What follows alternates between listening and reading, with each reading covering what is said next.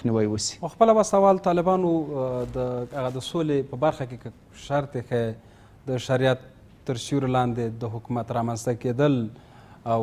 د بهرنیو ځواکونو وتل، یو هیواد چې 50 یا 70 کاله په یو هیواد کې پلان ولري چې دلته راشي او دلته اډې واخلي، بیا به نو څنګه دا سوله رامنځته شي؟ همدغسې یو سوال زموږ یو ملګري طالبانو نه په قطر کې واقع چې امریکا خو دلته 50 کاله یا 100 کاله غواړي چې پاتې سي، نو تاسې به جګړه ورسره کوئ. هغوی ویل چې دوی دغسې یو جګړه چې هیڅ ډول شرعي حیثیت هم دوی نسي ورته پیدا کولی، ځکه هغوی خو بیخي سیکولران دي. اوس هغه عیسویت هم موږ چې جهاد نوم ورکوو نو بیا موږ ولې له دې نه ستړي سو. بیا همدا خبره چې امریکا سفارت کې یو دوست وکړله، هغوی هم ډېر ژر ولیکله. امریکایان ستړي دي، هسې په خوله نه وایي. دا نن هم پښتو ته یو ترجمه شوې مقاله ما ولیدله چې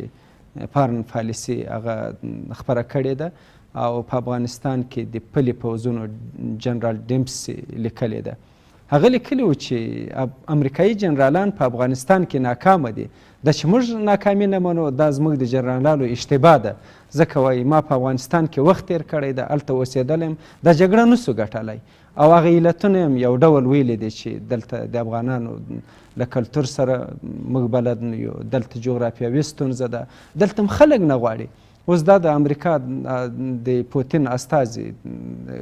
ترکیه کې هغه مشهورې دغه سره اژانس سره مرکه کړې ده او هغه وایي چې موږ د امریکا اډې دلته نسو زغملی، دلته راګرځو دا نسو راوستلی، نسو منلی. ښاغلی طاقت،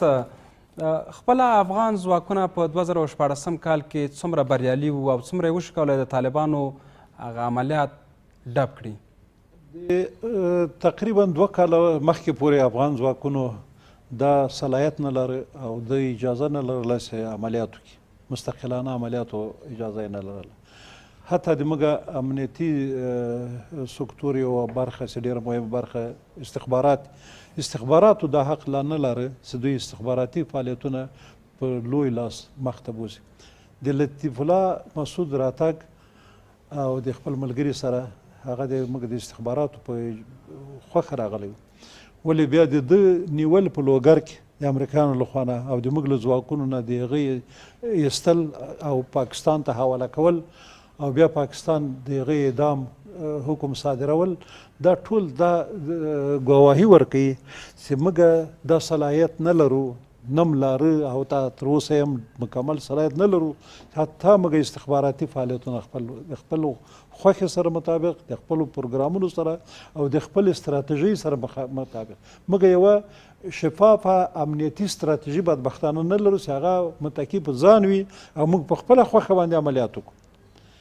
او کله چې موږ عملیات هم کړي دي، موږ ځواکونو دا خپله وروسته له دې 2 کالو نه را په دې خوا چې کوم عملیات هم کړي دي، همیشه هم د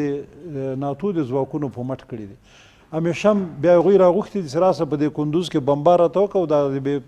سرحده ډاکټرانو شفاخانه والوځو چې دلته زخمیان تداوي کېږي. نو په دغه حساب باندې موږ ویلی سو چې د موږ ځواکونه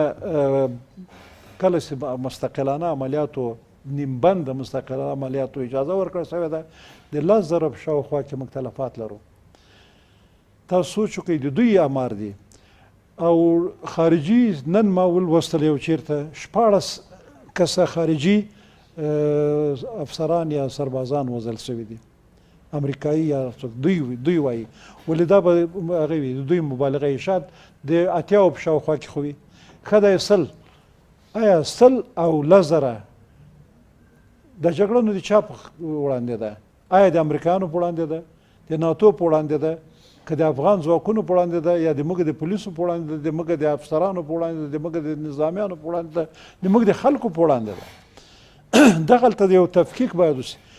همدغه طالبانو باندې تاسو له د تریبیون نه غږ اوسئ، او طالبانو تاسو جګړه صرف په هلمند کې ولې محدوده ساتلې؟ په ننګرهار کې، په کونړ کې، په دغو سیمو کې ولې محدوده ساتلې ده؟ د افغانستان نورو برخو ته صرف بیا کندوز ولې خوښ کړی و؟ بیا په کندوز کې هم چاردره و، امام صاحب او دشت ارچي ولې خوښ کړی و؟ دا پښتني 3 ولسوالۍ ولې تباه کول؟ راځو دا جګړه اصلا چا سې روانه کړې ده هغوی اصلا د پښتون نسل کشي یو خواته د پښتون د تعلیم او تربیې نه محرومول بلې خواته او خلصلا کول بلې خواته وژل بلې خواته د پښتون نسل کشي ده چې د کرښې دواړو خواته یعنی سوله او جګړه دواړه د امریکا په لاس کې ده د امریکا انګلیس ناتو په لاس کې ده او دوی ټولو پتیلې د سیمه کې به ثبات نه وي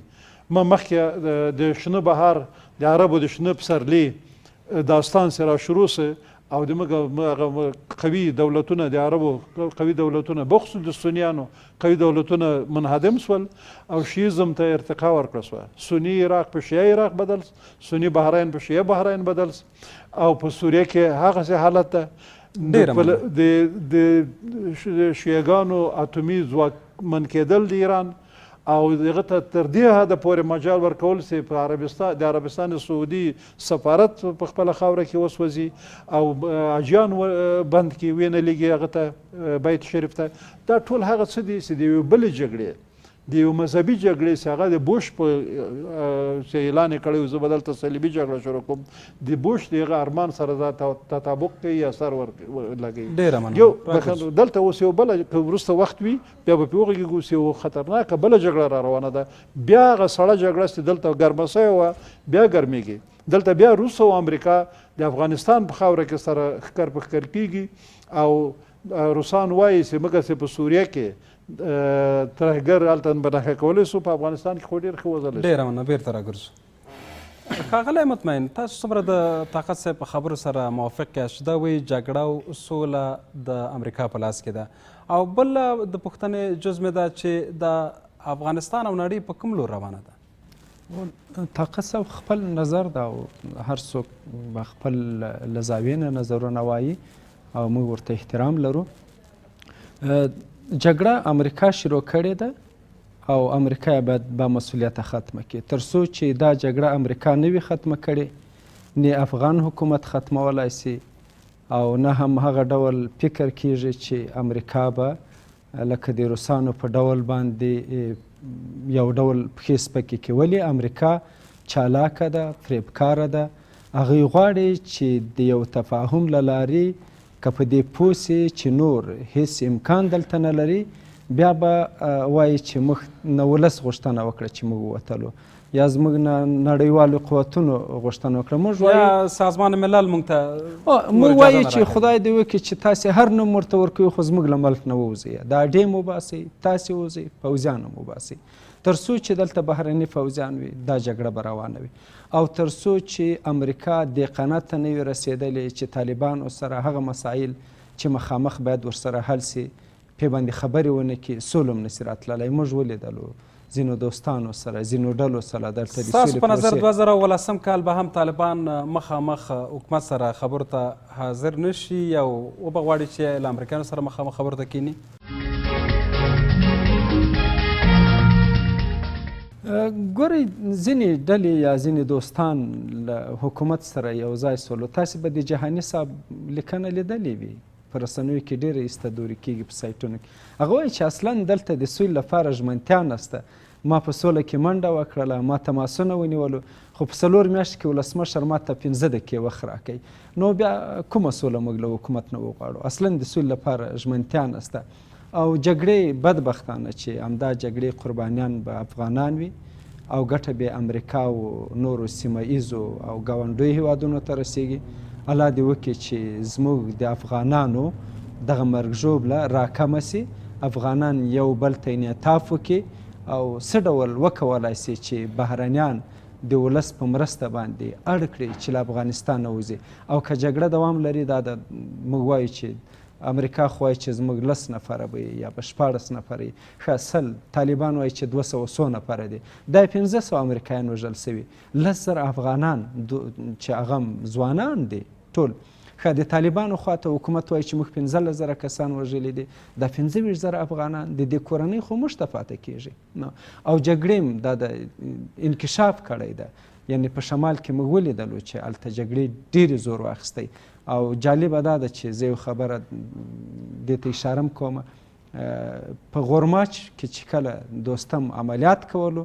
زما معلومات دا دی هلته چې ترکمن ورسره وجنګېدل د خپل قوم او له هغه نه وروسته دغه په دولت کې ازبک مشران وویل چې نور دا جګړه ګټونکی نه لري یا یو طرفه نه ده ځکه چې ازبک زما په مقابل کې د طالب په نامه باندې جنګ کوي. همدارنګه په بامیانو کې هزاره طالب پیدا سو، په جوزجان کې چې د دوستم قوي مرکز ده یعنې طالبان په پیاوړي کېدو دي. دا نښې نښانې داسې ښیي چې ته یو مرکز محاصره کولی سي چې زړه دې وغواړي لاره پې باندې خلاصې، چې زړه دې وغواړي لاره پې بنده. دا څه معنا لري؟ لښکرګاه یوه هفته بنده، لاره کندهار ته یوه هفته خلاصه. خو دا ته ښه بله د چارتراشو مسله ده، حکومت وایي چې خلاص دی، چې په دې کې فساد وسي، طالب وایي چې زه بندومه او څوک یې وړلی هم نسي. نو خو یو موازی نه خپله ناټو اوس ویلي چې 2019 کال به د وسوالو طالبانو د ځپلو کال وي او حتی بیخي به نابوده کړي. دې سره تاسو څومره موافق یاست؟ آیا ناټو به وشي کولی چې دغه خبره ده چې کړې ده په دې خبره عمل وکړي او وشي کولی چې طالبان مات کړي؟ ګورئ ناټو امریکا او دغه هیوادونه چې دلته راغلي دي 15 کاله کې ډېر درواغ موږ ته وویلو او دوی دومره درواغ ویلو چې زه اریان یم چې اوس ولې موږ پې باندې باور کوو. دوی خو موږ ته ویلي وو چې په 2003 کال کې چې انتخابات کېږي دلته به افغانستان جوړي، ګل ګلزار به وي، سوله به وي، امنیت به وي، اقتصاد به وي، هر سړی به خوشحاله وي. بیا تر 2009 چې ورسېدله بیا دا وعدې موږ ته راکړلې چې زه دا ځل هم تېروتنې وي موږ یې اصلاح کوو. په بن کې کانفرانس وسو، چېرته کانفرانسونه وسو، غوړې غوړې وعدې کومه یوه یې په ځای کړې ده؟ ټولې درواغ ویلي او دوی خو ویلي وو چې موږ به په افغانستان کې القاعده یو مخیز له منځه وړو. دوی ویل چې طالب زموږ دښمن ده، دا به له منځه وړو. نه طالب له منځه یې وړ، نه القاعده له منځه یې نه یې وړلی سي. ډېره مننه. ښاغلی طاقت کاره شو دې ته چې پاکستان سیاست په 2014 کال کې له افغان حکومت سره اړیکې خړې پړې وې او تر ډېره طالبانو هم پرې باور د لاسه ورکړی. پاکستان 2019 کال باید له افغان حکومت سره کومه لار خپله کړي؟ د جنګ لار که د سولې؟ پاکستان سیاستمداران د هغوی پالیسي میکران ډېر هوښیار دي. هغوی په هیڅ وجه انګلستان له لاسه نه ورکوي. هغه د انګریزانو یو سټیټ غوندې ده، یو ایالت غوندې ده. د امریکا ډېر ښه ستراتیژیک ملګری ده، د چین سره ښې ستراتیژیکې اړیکې لري او اوس د روسیې سرې لښکرې په پنجاب کې مشقونه کوي، تمرینونه کوي او پاکستان ورته وایي چې تا ګرم اوبو ته ځان غوښتل ورسېدا د راځه اوس دې ورسو. نو 1.5 میلیون شهیدان موږ ورکړل، د یو بل نوم باندې ووژل شو او اخر هم هغه ارمان چې و هغه یې اوس ترلاسه. تاسو به یاد وي چې پاکستان به ویلي چې جهاد افغانستان، دفاع پاکستان. بیا وروسته د مجاهدینو په وخت کې دلته قدرت ته ورسېدل، بیا به ویلي چې فساد در افغانستان، فساد افغانستان کا فساد، پاکستان کا بقا. اوس وایي په دغه وخت کې په افغانستان کې ورانۍ او د پاکستان دوام. دا د پاکستان ستراتیژي ده او هغوی په خپله ستراتیژي کې ډېر کامیاب او فعاله دي او تکړه دي، د موږ نه پیشقدمه دي. د روسانو سره هم ښې اړیکې دي، د شانګهای د غړو هیوادونو د سازمان سره هم ښې اړیکې دي، د امریکې او انګلیس سره هم ښې اړیکې دي او په عربستان سعودي کې د یمن په وړاندې هم هغه د 40,000 پوځ هلته هم د عربستان سعودي هغه اړخ هم خپل ملګری ده. تر یو حده پورې د افغانستان کې کوم چې دوی غوښتل کوم ستراتیژیک اهداف چې لرل هغو ته هم تقریبا رسېدلي دي. د ډیورن په کرښه باندې د 200 کیلومتره په شاوخوا کې د کرزي په حکومت کې دوی خندق جوړ کړی ده د بلوچستان په سیمو کې او دلته یې دروازې جوړې کړې په تورخم کې او په کوم میرامشاه او چیرته او چیرته. دا د پاکستان لاسبری ده او په افغانستان کې د موږ په دولت کې په اساسو پوسټونو کې د پاکستان د استخباراتو زري دي. یعنی پاکستان د نورو حکومتونو په پرتله په دې حکومت کې کامیاب و د افغانستان په وړاندې. سیاست ډېر کامیاب سیاست و. د کرزي په 14 کاله او څو کاله دوره یې وه. کرزی بلکل د ایسای د مامور په حیث باندې کار ورته کړی. دغسې د ډېر وزیران د پاکستان دپاره لګیا و کار یې کاوه تر څو چې خپل وطن ته کار وکړي. ولې موږ تر اوسه پورې د کونړ دریاب نسو کولی چې راتاوي کړو هغه کانال ولې نسو پرانستی؟ ولې موږ حتی د پاکستان په شاوخوا کې د پاکستان د خپلې د پولې پول هم نه د کرښې ده د منحوسې کرښې ډیورن د کرښې په اطرافو کې نسو کولی چې هغه تاسیسات چې موږ یې باید مخ ونیسو د پاکستان د تاسیساتو یا د دروازو مروازو په هغې کې ولې کامیاب نه سو. موږ سره امریکا ستراتیژیک تړون لري چې که په بهر نه په موږ باندې انداخت وي یا راکټ وي یا فایر وي یا تیارې راسي دوی به د موږ نظامي مرستې کوي، د هغو په وړاندې به درېږي، هلته به د هغو اډې له منځه وړي. اوباما په دغه باندې لوبه وګټله، انتخابات یې وګټل چې زه به 40,000 لښکر د عراق نه راباسم، پاکستان کې به د ترهګرو اډې ختموم. ما مخکې ولې 10 میلیارده ډالر یې لا پسې ورکړه چې F-16 تیارې یې ورکړې، F-18 به یې ورکړي، F-22 به یې ورکړي. پاکستان د افغانستان کې ډیر خطرناک نقشې فاقې لوبوي، د ایران نه هم خطرناک، ولی د ایران بیا د پاکستان نه لا خطرناک ده. د افغانستان دپاره د افغانستان د تجزیې مسله بیا ایران شروع کړې ده. یو مسله چې پاتې نه سي څه کال که خونړی کالو که بد کالو که هر کالو ولې په اقتصادي اړخ کې تیر نه سو بیا ونه وایي دا تاسو منفي ټوله منفي ګرایي کوئ. یو څه نه څه په اقتصادي اړخ کې موږ لاسته راوړنې لرو. د چابهار بندر، د سلما بند او د تاپیو ټوټاپ او دغه کاسا یو زر دغه د ورېښمو لاره او د لاجوردو لاره او ریل پټلۍ چین سره، ترکمنستان سره، د هند سره ډېر زیات پرمختګ په مناسباتو کې او په بینالمللي سیاست کې د افغانستان په ډیپلوماتیک عرصه کې افغانستان تر یو حده پورې یو څه ده او په داخلي کورني سیاست کې بدبختانه موږ ونه سوی کړی چې خپل امنیتي سکتور په خپله خود کفا کو، حد اقل خود کفا که نه کو، یو څه نه څه دومره یې کوسې دوی له خپل ځان نه دفاع وکړی سي. حد اقل موږ دوی تر دې حده پورې ورسو چې دغه اوس دا کومه جګړه ده څه سلا چې طالب لري خو ته د هغه نه لس چنده ښه سلا لرې. او بیا طالب سره ولې یو خبره چې موږ ډېر کې ناکام راغلي یو، د سولې واګې د موږ په لاس کې نه دي. د سولې کوم څه پروګرامونه موږ د سولې دپاره کوو دا هم بل څوک کوي، که پکواش ده که نورې قصې د سولې دپاره روان دي، که دا هر څوک دي هلته شاته همغه کسان ناست دي دا جګړه یې دلته شروع کړې ده. همغه د سولې پروګرام هم بدبختانه د هغوی په لاس باندې سبوتاژ کېږي. موږ غلطۍ دا د سولو روانه ده، دا د مذاکرات دي، دا د خبرې دي. مثال حزب اسلامي سره موږ پروتوکول که 25 فقرې ماده وکړه، موږ پوښتنه ونه کړه حزب اسلامي ته ته خو دغه 10,000 کسان چې تاسو په دې ګوند کې لرئ د دې فورمې خو راوړه، ته خو دا ګوند دلته راجستر کړه. ډېره مننه، بیرته راګرځو. که حزب اسلامي خو د ارغندیوال صاحب حزب اسلامي ده، زه د حکمتیار صاحب راتګ ته ما ښه راغلاست ویلي دي او موږ به ورته سلام کړی چې ښه راغلی او موږ درځو میدان هوایي ته، تا به استقبالوو. ته مخکې موږ درپسې چې سوله راوړ به دې وطن کې. خوا د ننګرهار د راځي بیا به مخ ته به هلته میدان ته به ورسو، دلته به تیاره کې راځي که په لاره راځي. ښاغلی مطمئن، 2014 کال کې آیا طالبان خپلو موخو ته ورسېدل؟ هغه څه چې غوښتل لاسته یې راوړل؟